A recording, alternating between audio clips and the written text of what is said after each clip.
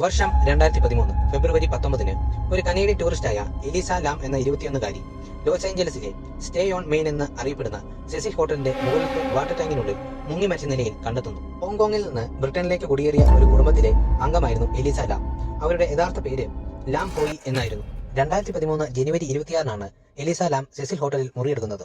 എന്നാൽ മുറിക്ക് പുറത്തു വരാത്തതിനെ തുടർന്ന് 2013 ഫെബ്രുവരി 1 എലിസയെ കാണാനില്ല എന്ന് ഹോട്ടൽ അധികൃതർ റിപ്പോർട്ട് ചെയ്തു. പിന്നീട് ഫെബ്രുവരി 19 ഹോട്ടലിലെ അതിഥികൾ വെള്ളത്തിനുണ്ടായ അസുഖകരമായ രുചിയും നിറവും സംബന്ധിച്ച് പരാതിപ്പെട്ടതിനെ തുടർന്ന് പരിശോധിക്കാനെത്തിയ മെയിന്റനൻസ് മാനാണ് നഗ്നമായ എലിസയുടെ മൃതദേഹം വാട്ടർ ടാങ്കിനുള്ളിൽ കണ്ടെത്തിയത്.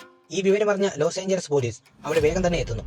മൃതദേഹം പ്രാഥമിക പരിശോധന നടത്തിയതിനു ശേഷം ബോഡി പോസ്റ്റ്മോർട്ടത്തിന് വിട്ടയക്കുകയും ശേഷം ഹോട്ടലിലെ ചില ജീവനക്കാരെ പോലീസ് ചോദ്യം ചെയ്യുകയും ചില CCTV ദൃശ്യങ്ങൾ ശേഖരിക്കുകയും ചെയ്തു.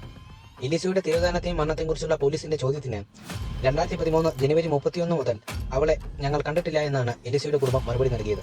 എലിസയുടെ മരണരീതി ശരിയായി നിർണ്ണയിക്കാൻ കേസ് അന്വേഷിച്ച പോലീസിനോ ബോഡി പരിശോധിച്ച ഡോക്ടർമാർക്കോ ആദ്യമൊന്നും കഴിഞ്ഞില്ല. പിന്നീട് എലിസയുടേത് ഒരു അപകട മരണമാണ് എന്ന് അവർ വിധിയെഴുതി. പിന്നീടാണ് എലിസ മരിക്കുന്നതിന് ഏതാനും മണിക്കൂറുകൾ മുമ്പുള്ള എലിസയുടെ ഹോട്ടലിലെ ലിഫ്റ്റിൽ നടന്ന ചില വിചിത്രമായ CCTV ദൃശ്യങ്ങൾ പോലീസ് പുറത്തുവിടുന്നത്.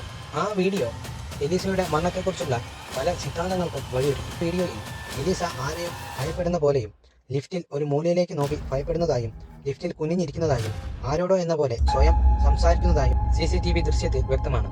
പോലീസ് എത്ര അന്വേഷിച്ചിട്ടും അന്വേഷണം അപകട മരണത്തിൽ തന്നെ എത്തി. കുറെ ചോദ്യങ്ങളും സംശയങ്ങളും ബാക്കി നിർത്തിയാണ് എലിസ മരണപ്പെട്ടത്. ചിലർ ഈ മരണത്തെ ഒരു സംഘം ആളുകൾ ചേർന്നുണ്ടാക്കിയ ക്രിമിനൽ പ്രവർത്തനത്തിന്റെ ഫലമാണ് എന്ന് പറയുന്നു. മറ്റു ചിലർ എലിസയുടെ ലിഫ്റ്റിലെ വിചിത്രമായ പ്രവർത്തനം അവർക്ക് ഒരു മാനസിക രോഗം ഉണ്ടായിരുന്നുവെന്നും തന്മൂലം അവർ ആത്മഹത്യ ചെയ്തുവെന്നും പറയപ്പെടുന്നു. എന്നാൽ 21 വയസ്സ് മാത്രമുള്ള എലിസ ഹോട്ടലിന്റെ പൂട്ടിക്കിടന്ന മേൽക്കൂര കടന്ന് എങ്ങനെ സീൽ ചെയ്ത ആ വാട്ടർ ടാങ്കിൽ പ്രവേശിച്ചു എന്നതിന് ആരും ഉത്തരം നൽകിയിട്ടില്ല. മറ്റു ചിലർ ഈ വിഷയത്തെ കാണുന്നത് ഇതൊരു അമാനുഷിക പ്രവർത്തനം എന്ന നിലയിലാണ്.